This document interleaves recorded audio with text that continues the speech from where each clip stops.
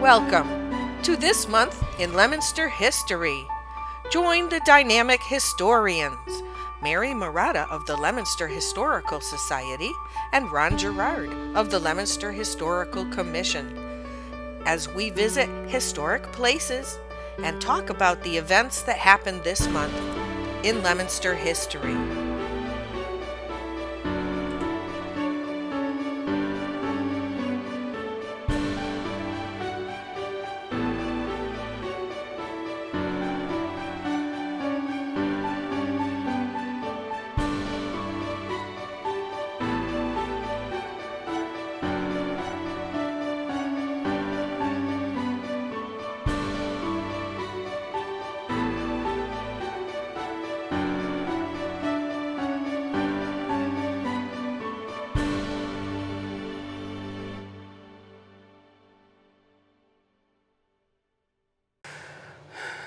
Welcome to This Month in Leominster History, the October edition.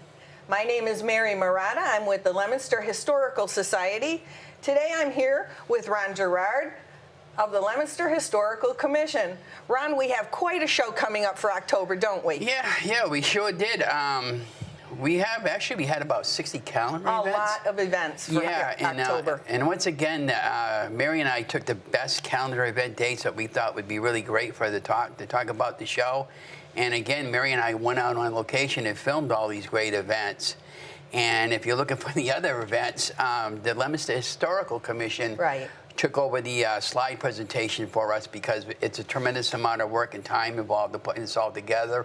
And to be honest with you, if Mary and I sat here and talked about all the calendar events, we would be here till the studio closed at 7 o'clock tonight. So, we decided to just keep it simple. That's right. And so we have some places where we've gone on location. We have some historians that we've consulted, Diane Santabria from the library, and Ron from the Leominster Scout Museum. Okay, well, here we go. Our first event brings us to October 1st, 1740. The first town road was laid out in Leominster. Mary, did you want to explain to the audience about what that means and where we went? Well, Ron, we went to find an old road called Broad Road. It doesn't exist anymore. It's been abandoned. It was actually laid out by the townspeople of Leominster in 1740. It was one of the first construction jobs done by the early people of Leominster. Yeah, but it wasn't actually the first road that they used as a road. Am I correct? That's correct. Okay, because I had posted something on social media and I kind of got a lot of people got a little bit confused, and we'll retract that statement so people will understand what Mary and I are talking about. It's easy to get confused. The first road that ran through Leominster came from Lancaster and went to Main Street in Leominster, and we know it today as Lancaster Street. But the first road that was actually planned and laid out by the Leominster townspeople had to run from North Leominster to Lancaster. Yeah, and that's correct. And Mary and I also went out to that Lancaster location. We found the beginning of the road, depending on your perspective of where you want to start from. And that was quite interesting, Mary, walking onto that property. We found an old abandoned property that was there that was boarded up, and walking. It was a beautiful property. It was something that has not been used for a while. Somebody's been keeping it up. Yeah. And but in respect to the property owner and to the property owner of the original location that Mary was talking about, we're not going to tell you exactly where it is because we don't want a lot of traffic to their area. You just have to do. Property. Yeah, you're going to have to do your own research where that road is, Mary. But that's why we got some on video to show you, so you can see what it looks like. Okay, thank you, Mary, for that.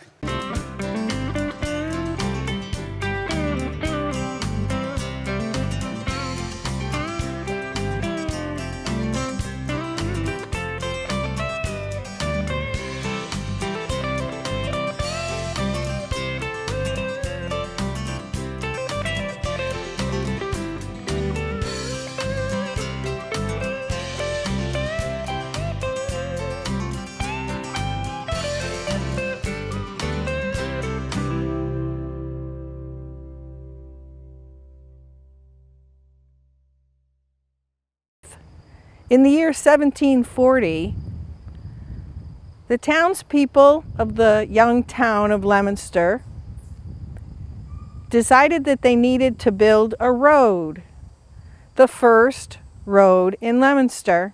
The road in Leominster started at the end of Old Stagecoach Road and extended to White's Pond and from there into Lancaster. It allowed people to travel from Lancaster to North Leominster without crossing the Nashua River. The name of the first road was Broad Road. Since Broad Road has been abandoned and is grown over, it was very difficult for the early historians to figure out just where this road ran. But it's evident by the pathway and by the stones and the kind of gravel that's here that Broad Road extended from the end of Stagecoach Road.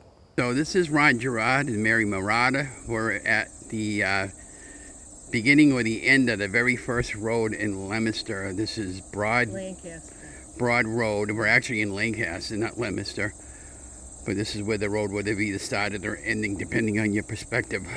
Yeah. All right, coming back from Broad Road, we're going to move into our next historical event.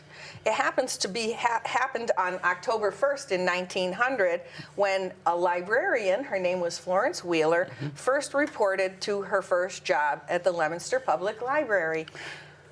Yeah, and how special was that to have you, Mary? Do you realize that was another first? We had the first town road, the first librarian, and so if people have been following along with our calendar, this is episode number 7. Every calendar event we've had so far, it's had a first in it, a first, and this is no exception. Now, what makes Mrs. Wheeler a really great person is we had a very special guest that came and talked about her coming in on the timeline. Mary, that was Diane Santabria. That's right. My very good friend Diane Santabria is a librarian at the Leominster Public Library. We went in and we filmed around the library and we talked to Diane about Florence Wheeler, who is one of her role models. Yeah, and Diane's been there almost as long as Florence Wheeler, and she's hoping she might break her record of being there, but that's all coming in on the timeline, and be watching for that great interview with Diane. And Mary and I just want to give a big shout out and a special thank you for Diane for helping us out with that calendar event, Mary. Watch the video now.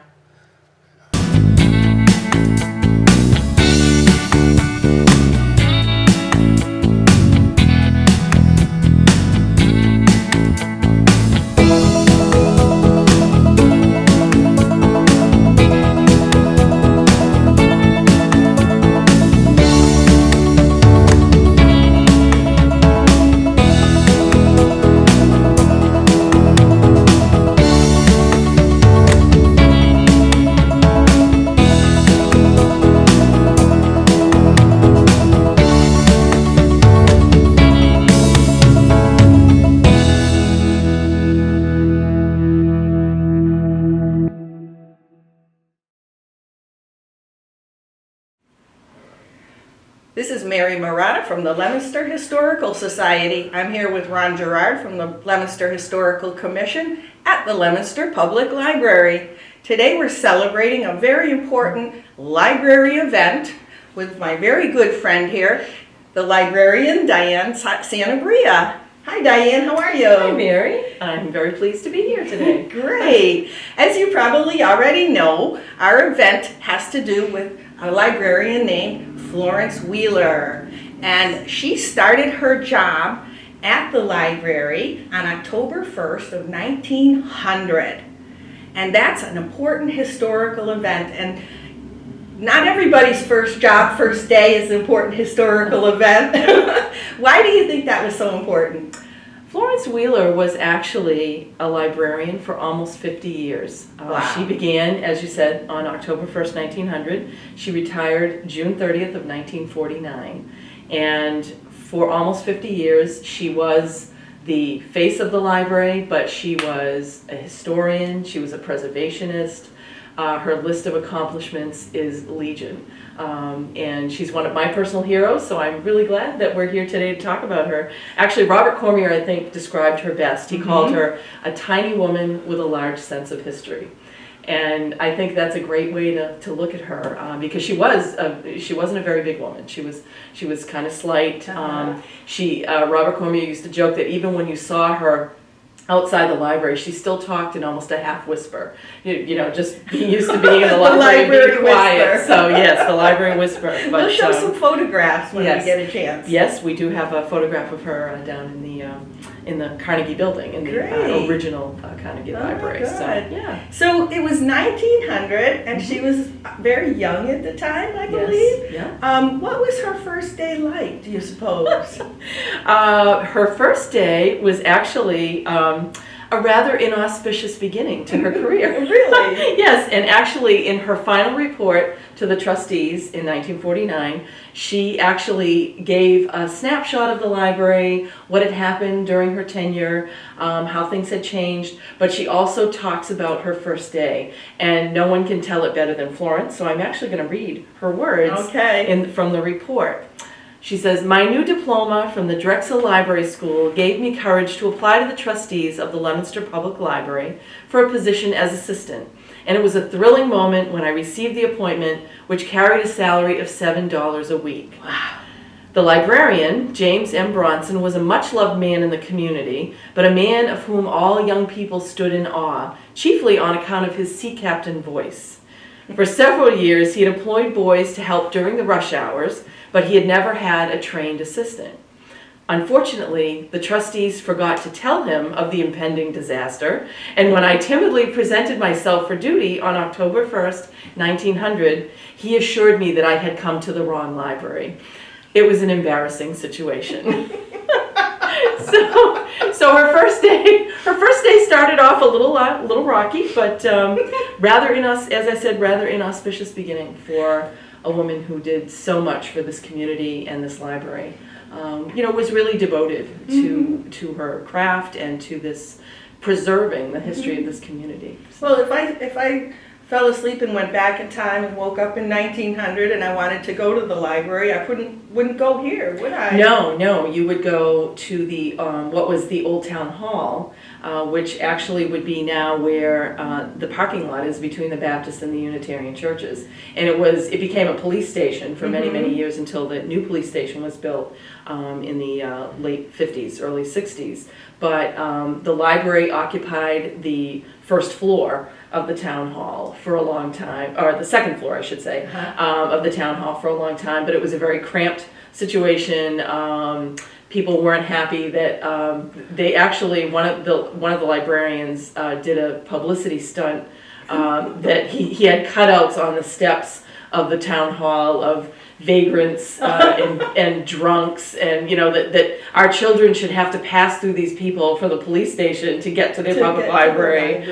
So it wasn't an ideal situation. Before that, it had been, we have the original secretary, which I'm sure you'll get a picture of, and it was in various people's stores, and so it was kind of located in different people's places of business for a long time, and then it landed there on the top floor of Town Hall.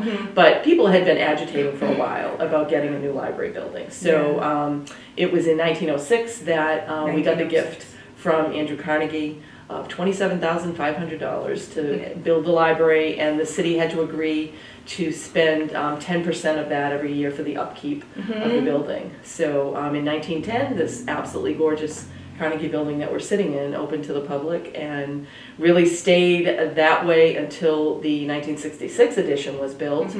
And then in 2005, that edition came down to make way for the new edition that we have now, the beautiful new addition to this lovely Carnegie building. And at that time in 2005, between 2005 and 2007, the library, the Carnegie building was restored as well. So this room that you're sitting in, the skylights were restored.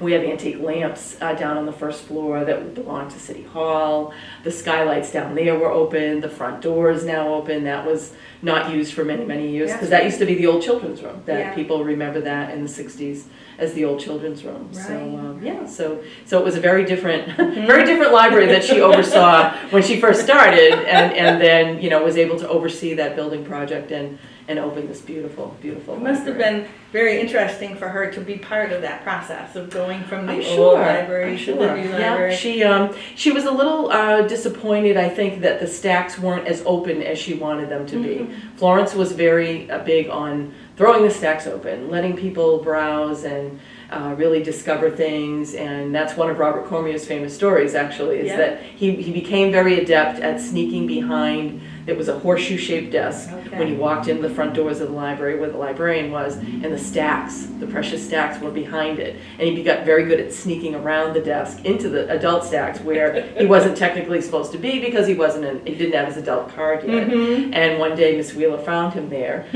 just sitting in the corner and reading, and she just sat and talked with him about books, and she issued him his first adult library card, and he discovered Thomas Wolfe and The Web in the Rock, and as they say, the rest is history. But, wonderful, a local author and his little experience. Yes, with Florence. I was able to talk to a lot of people actually that knew her, and Robert Cormier was one of them. When I did the original project about her for the Historical Society back many years now, so I was able to talk with some people that worked with her. John Joyce, who was one of her very early friends from when he was in high school, Robert Cormier. So you get a good sense of the woman. So. Oh, that's wonderful. Yeah. So she did a lot of other things at the library. I think when we talked before, you mentioned the interlibrary loan system. Yeah, her list of the things that she did, and these are things that we kind of take for granted now, that are part of a library. She expanded the hours, so we're now open 9 in the morning till 9 at night, which we still are, Monday through Thursday. She put together the first card catalog for the library. We had one of the first children's rooms in the state. There were only a handful really in the country at that point. She was a merchandiser. She would do displays and new books and magazines. She would go out into the community, deposit collections in different places like the post office and firehouses and the schools, and she even did slides at the Gem Theater at one point that were advertising some new travel things that we had. So she was very I think ahead of her time in terms of that, just bringing the library out into the community as well as people coming here. She did delivery to homebound patrons, which we still do, interlibrary loan with Fitchburg Public Library. She was the first one to begin that. Brilliant. Americanization classes. After World War I for immigrants that were trying to become American citizens. She held classes here. She was a real preservationist. Some of the things that we have, you'll get a picture of the card catalog that she started on different topics in American history. She kept records of all war veterans, their service records, their discharges. So the kinds of things that she felt were important to keep that probably no one would have thought we should keep these things. The poster collection, the World War I and World War II poster collection that the Historical Society has, that was Florence saving one of those. And Buckskin Sam. Who knew in the 30s that we should try to get some of the Buckskin Sam dime novels and that he was an important dime novelist? She did. They didn't think he was important back then. No, they did not. He's important now. No, and he is. And that was Florence thinking, wow, the library should have copies of some of these, and she was able in the 30s to track some of them down and buy some copies, which we still have today. So she was very open to new ideas and different people and personalities. And what's cool today is the library is so active and has so many events and has so much to offer every single day. It's like you're carrying on her tradition in a wonderful way. Yes, a very strong tradition. Yes, absolutely. And she was really devoted to this building,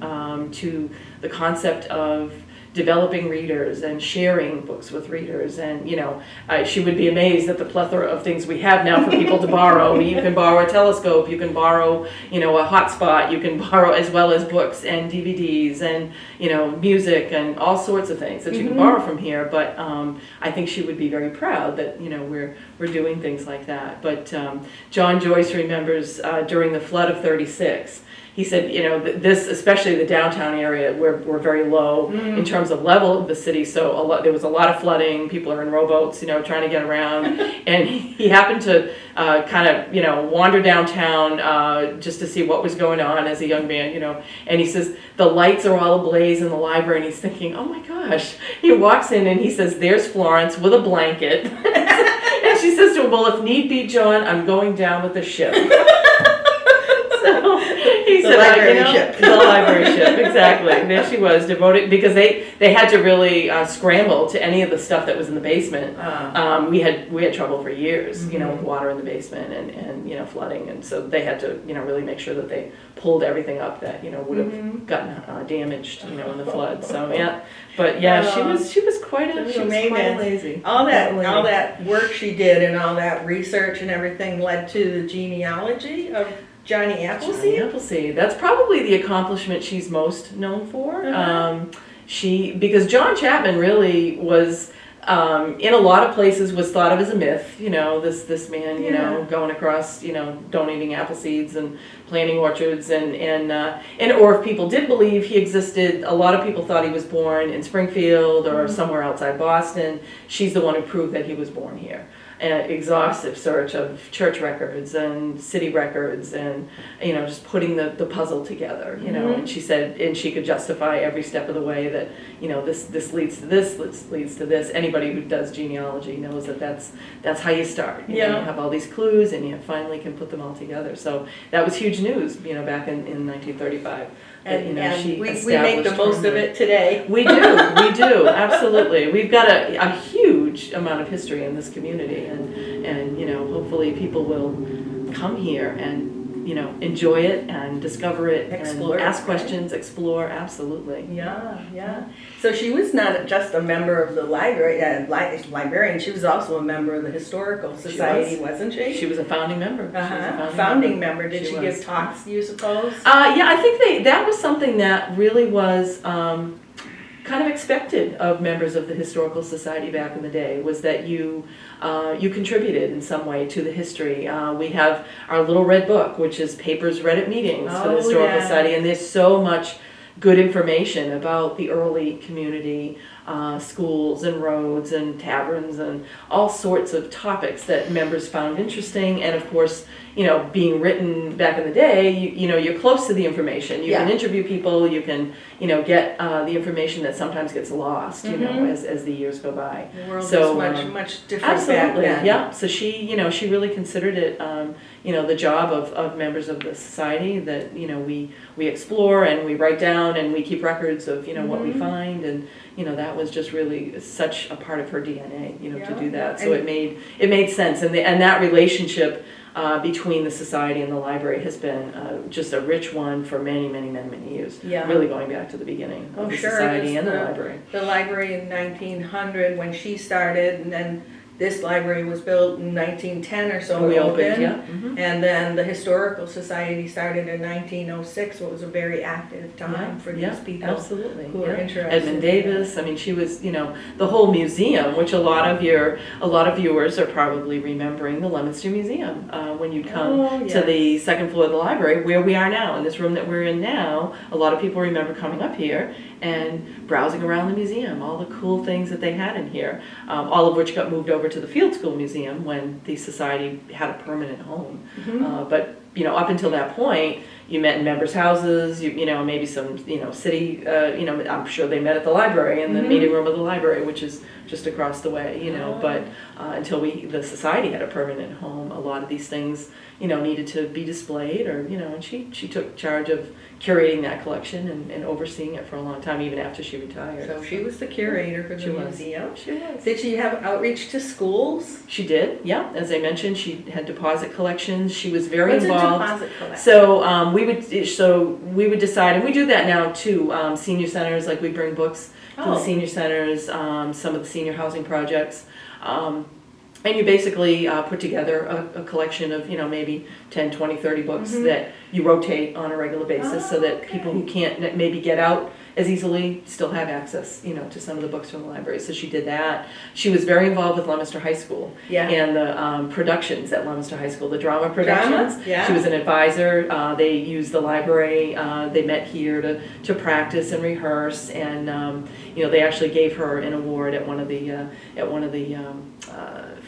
films or theater productions that she helped out with. And John Joyce remembers her very much for doing that kind of thing. She loved it. She loved doing the research for those. I've seen some wonderful information about the high school drama productions. Oh yeah. There was one song, I guess, that the seniors or whoever was doing the production came up with it on the sparkling Nashua, which John Joyce said was anything but sparkling at that time, depending on the day, what color it was. But so we said, it was kind of a laugh to have that one. But yeah, well, we could revive that song because the Nashua is beautiful, much now, better today than absolutely. it did way back then. The efforts of a lot of people. You're right there. Yeah. So we know that Miss Wheeler's portrait is hanging down on the first floor, right? It is. What was she like as a person? What does her portrait? What does her personality say?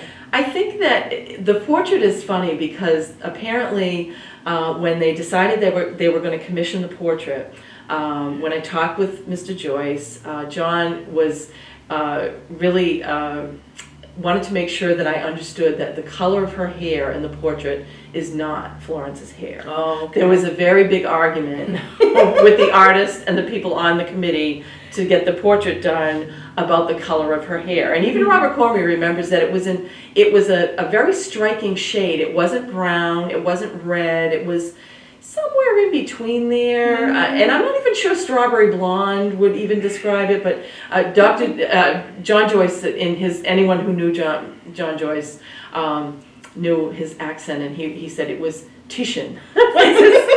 Titian was the color that he said Florence. So he said they never got the hair color right, but there is a portrait of her wearing her sweater. Robert Cormier always remembers her wearing her green cardigan sweater. I don't know that it's green in the portrait, but yeah. But she, I think she actually there's some photographs of her, not a lot, and actually one of her obituaries. There were many tributes to her in the paper, when she retired, but also when she passed away. She was 83. She died in, you would ask me that date. I want to say 1960. I have 62 for my notes. 62, yes, that would be right. And I want to say, I was thinking early 60s, and I put, almost 50 years, and I put down that she was 83 when she died, but do you think I would put that Do the math? Do the math, exactly. I did not know math was going to be part of this. But yeah, she, when she passed away, there were a lot of accolades about her, and one of the obituaries said that she declined photographs of herself, once telling a friend that she would rather let her work be the best picture of her life, which I thought was a perfect description when you pair it with Robert Cormier's tiny woman with a large sense of history. That's really who she was.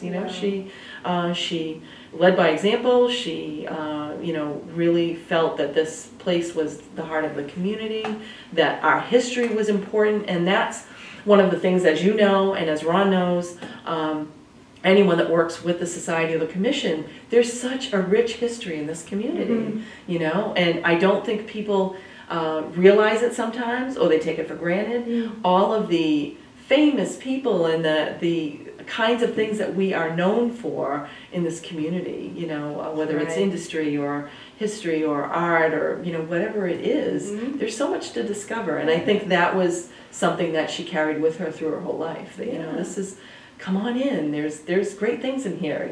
There's so much to do and so much to see and so much to learn. What a great role model! Absolutely, she Interesting is my personal hero. I don't know if I'll break her almost 50-year record, but I'm working on it. 41 years. Okay. this September, 41 years. That's right. So yeah. So yeah, but she was really quite an amazing person, and I'm so glad you gave me the opportunity to talk about her. Well, it's such a pleasure. Well, you're probably always going to welcome people to come to the library and Absolutely. do their research. Come on down. We're in the research room here in the local history room. I can help you with a variety of things that you're researching. We have wonderful women from the Central Massachusetts Genealogical Society. I'm going to give them a plug because they're here the second and fourth Saturdays of the month. They're here Wow. from 10 to noon every second and fourth Saturday. They will help you with any kind of genealogical question. Experienced genealogist, beginning genealogist, you've hit a wall, you're not sure where to look for, they're here. So yeah, there's just a wealth of information here about, I can help you find information on your house, on all sorts of things, as well, you folks do at the society. Mm-hmm. So yeah, definitely come on down. We say Our just theme that. this year is Share the American Story. So we're trying to come up with all sorts of programs and things that talk about your story, America's story, and the kinds of things that we all share.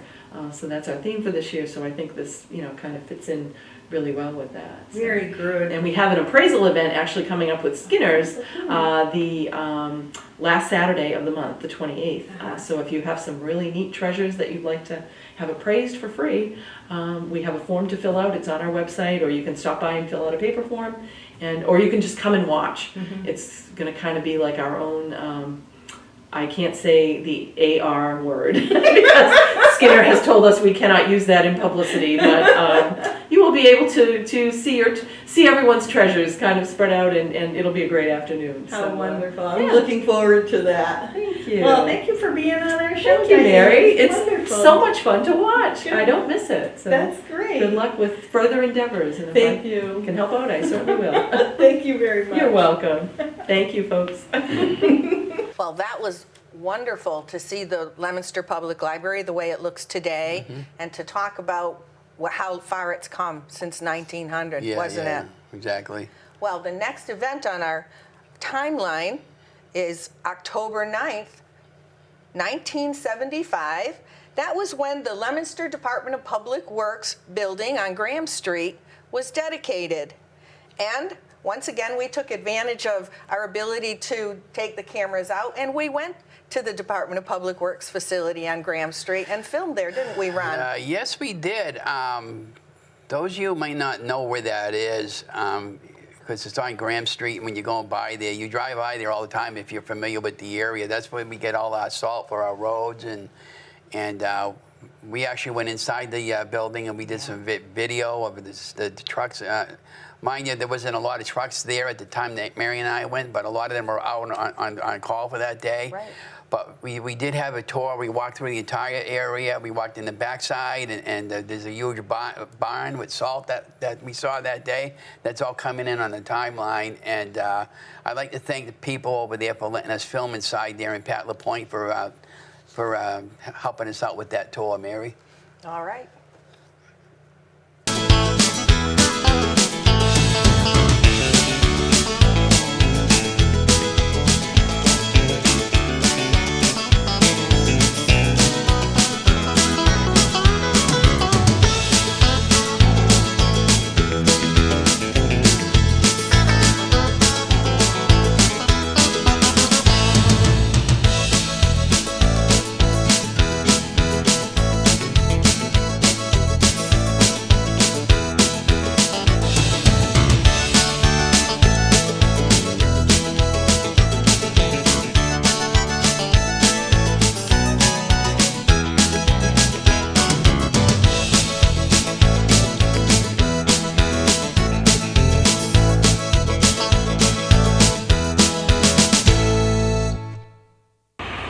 The dynamic historians are here at the Leominster Public Works facility. We're investigating the event that happened on October 9th, 1975. The dedication of the Leominster Department of Public Works building on Graham Street.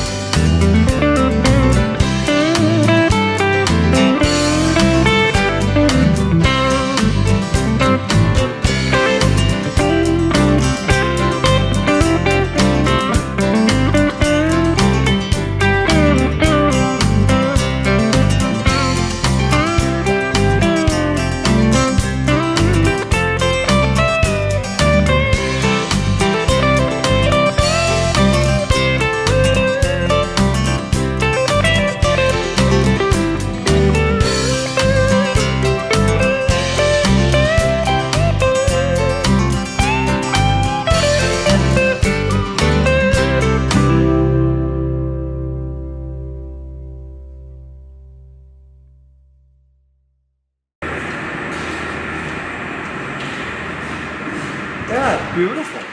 Beautiful. Should go in and honk the horn. Oh, that's a nice picture. Call me if you need me to suck up your sewer. People. That's it for the side building? Yeah. Wow. Not a big department at all. But we got some students from the high school here. Right. Oh, and you can see we're got the camera pointed up to the barn, and I'm going to scroll it up to bottom camera, and this is all salt. October 10th, 1964, Charles Broderick, Leominster head coach football, celebrates 41 years as head coach, coaching Doyle Field on the Leominster High School football team. Coming in on the timeline, we have a number of photographs of Mr. Charles Broderick and a nice program from that event. I have some video, and I have a really cool video coming in from the 1938 clip that it happened in Leominster. And you'll see at the very beginning of that clip, Charles Broderick was standing next to that 38 squad. And it's all pretty interesting coming in on a timeline. Mary, did you want to add anything more? How fascinating to watch the way football was played in 1938. Yeah, and I wanted to thank the Leominster Access Television for letting us have that video and giving us permission to use that. Mary?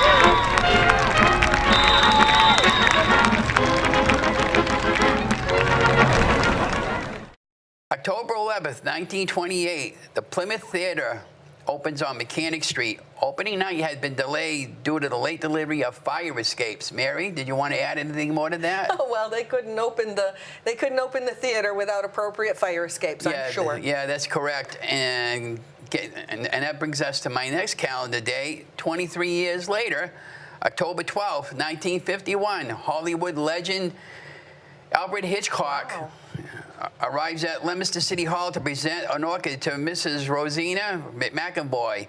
She was the oldest movie theater owner in Massachusetts. On hand for the presentation was Dorothy Lamour, James Whitmore, also were present at the ceremony. The McAvoys owned and operated a number of movie theaters in Leominster and were the early pioneer settlers of the movie theater in Leominster, Mary. And in addition to that, in the early theater day, the McAvoys once owned the Gem Theater, the Capitol Theater, the Olympic Theater, the Rialto Theater, and the Plymouth Theater. And at one time, we had a half a dozen different theaters, all in different locations, playing movies all at the same time. And today, it's all done in one theater. And even though we have like 10 theaters in one location, it's at one location, not spread out through the city. Mary, did you want to add anything more to that? That's fascinating. We have some photographs. Yeah, we do have some photographs of that, and we also have, again, we have another 1938 video clip of a traffic scenery where the location was the Plymouth Theater, and I put a past the present video of it, and that's all coming in on a timeline, Mary.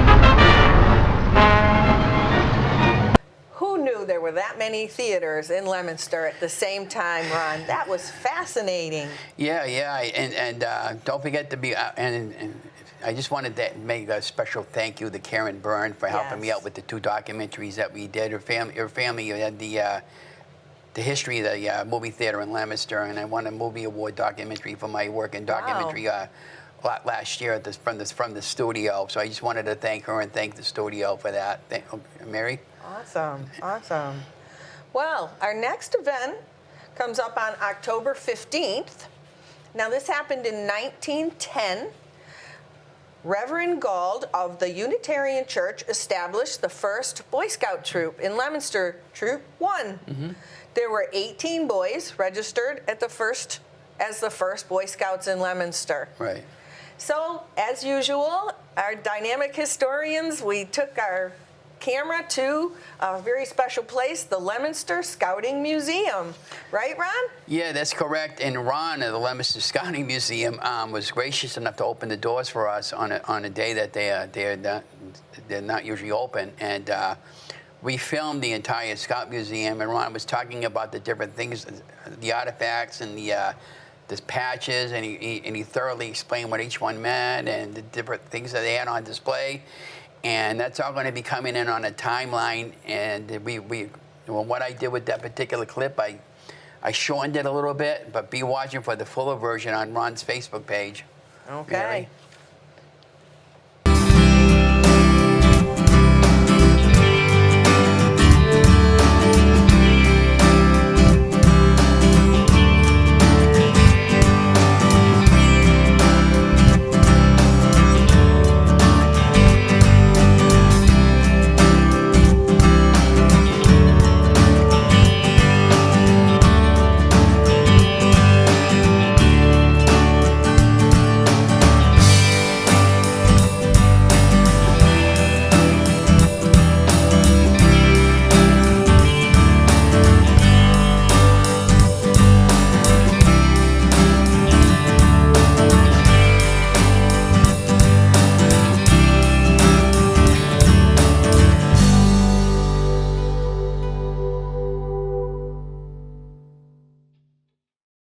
Hi, this is Mary Murata. I'm with the Leominster Historical Society. I'm here today with Ron Gerard at the Leominster Historical Commission, and we are the Dynamic Historians. Today we're visiting the Scouting Museum of Leominster. We're here with Ron Terrio, who's in charge of the Scouting Museum, and we're going to talk about an important October event. It just so happens that on October 15th in 1910, Reverend Gauld of the Unitarian Church established the first Boy Scout troop, Troop number 1 in Leominster. He had 18 boys signed up for that very first year, and they became the first Boy Scouts of Leominster. We're here at the Scouting Museum to look at the scouting artifacts and to talk about the history of scouting in Leominster. Ron, were you a Boy Scout? No, I was not. No? How did you become involved with Boy Scouts? I got involved with my son when he got involved with Pac 38 at Leominster, I see. up at Holy Family Church. Uh-huh. And from there on, I've been involved ever since. And I enjoy doing the museum, which is fun. Yeah.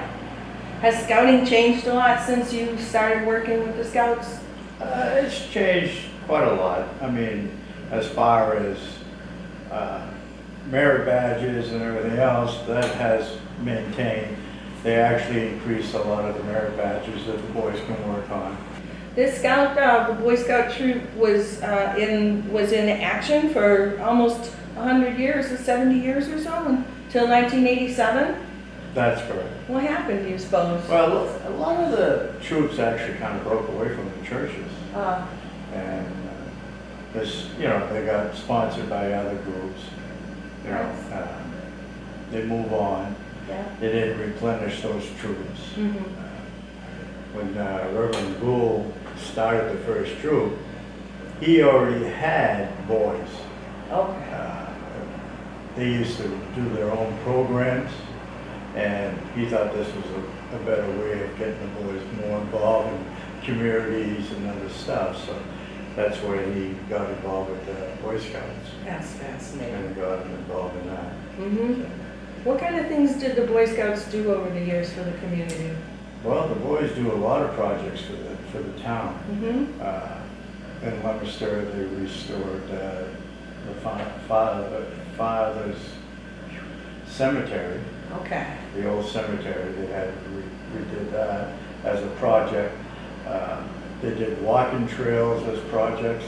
Right now, from what I understand, they're working on the old World War II memorial for an Eagle project.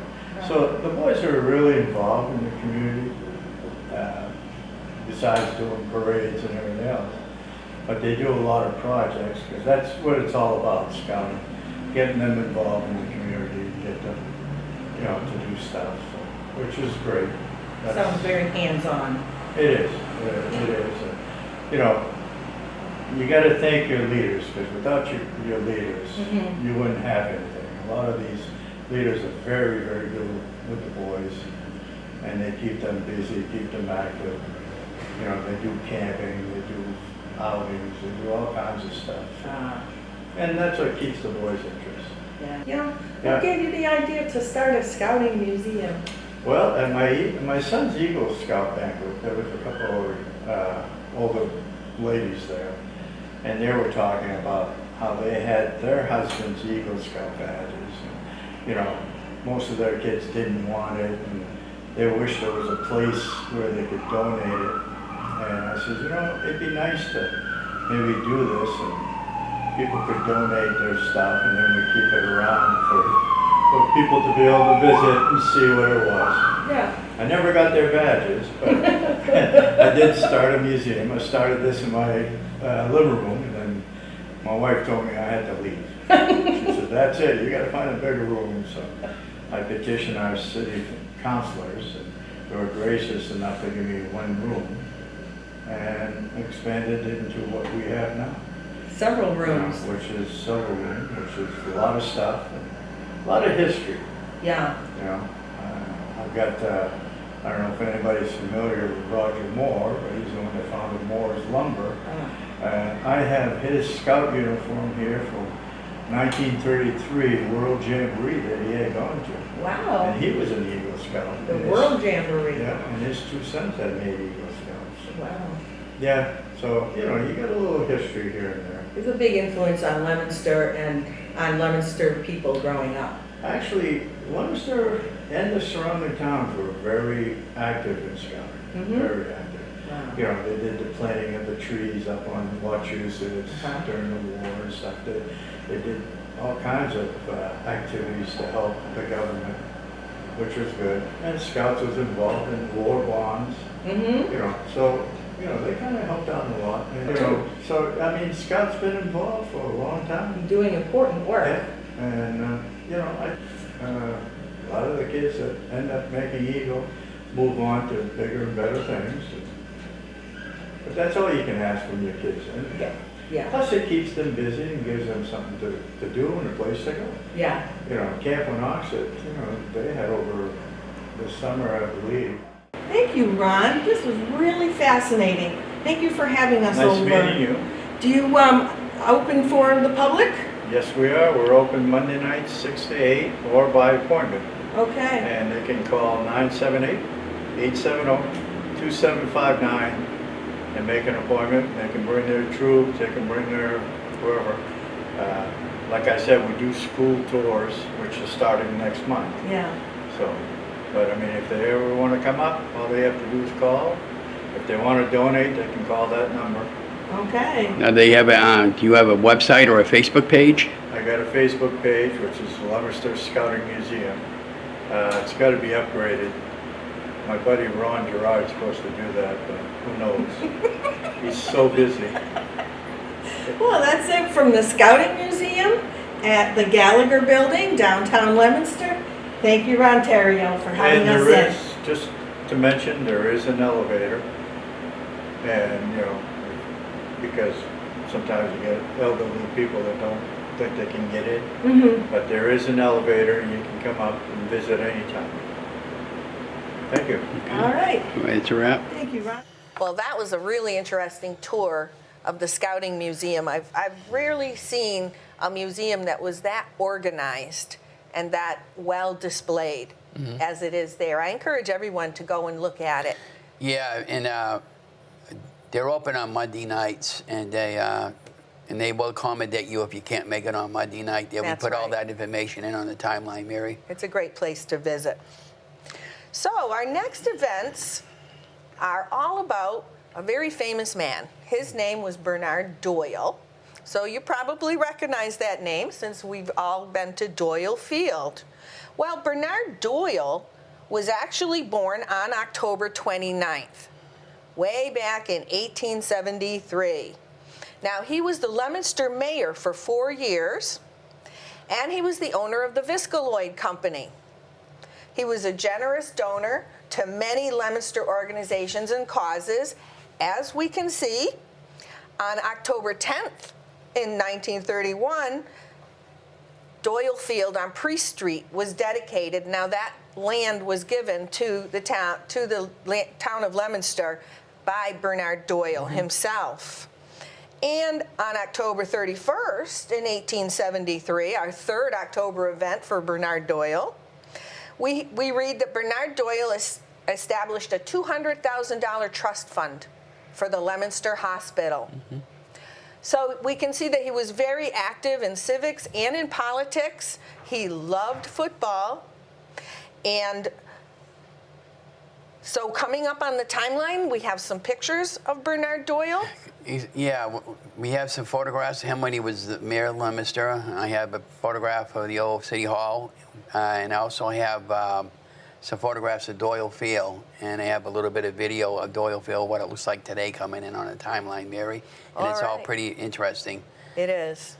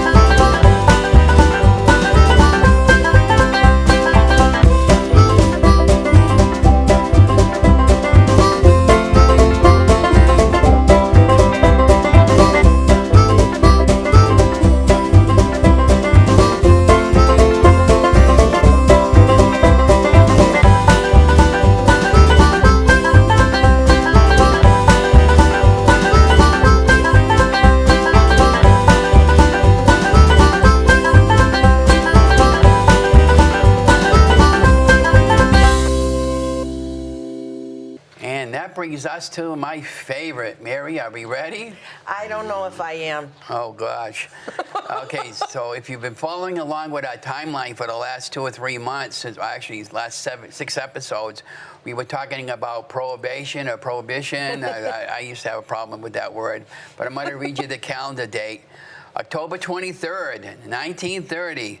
During the Prohibition, an illegal distillery is seized in a raid on Burge Avenue in North Leominster. Mary, coming in on the timeline, I had found a number of photographs through the Library of Congress's website, and I put together a little story about the distilleries and the event that happened and what took place with the Prohibition era, when it started and when it ended. Did you want to add anything more to that story, Mary? It's really an interesting story, and I love to share with people the 13 years when the 18th Amendment was was enacted and was in power, and then in 1933, I guess, they they removed that act, and so people were able to drink again. Yeah, and so they coming in on a timeline, we have photos of all that event, and I found a great newspaper clipping article that said Prohibition ended, and everybody's celebrating and drinking and having a great grand old time celebrating.